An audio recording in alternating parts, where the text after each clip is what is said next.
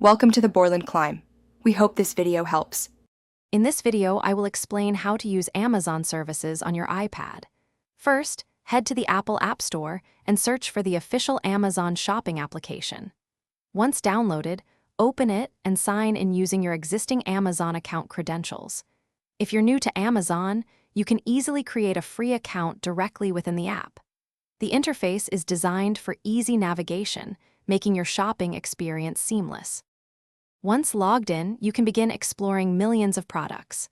Use the prominent search bar at the top to find exactly what you need or browse through various categories like electronics, home goods, or fashion.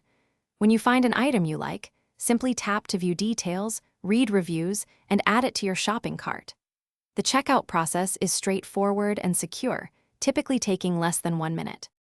Your iPad is also perfect for enjoying Amazon's digital content. Download the Kindle app to access your entire ebook library and read comfortably on the larger screen. For entertainment, install the Prime Video app to stream thousands of movies and TV shows included with your Prime membership, or rent and purchase new releases. Both apps offer a rich, immersive experience, enhancing your digital consumption. Managing your Amazon account on your iPad is simple and secure.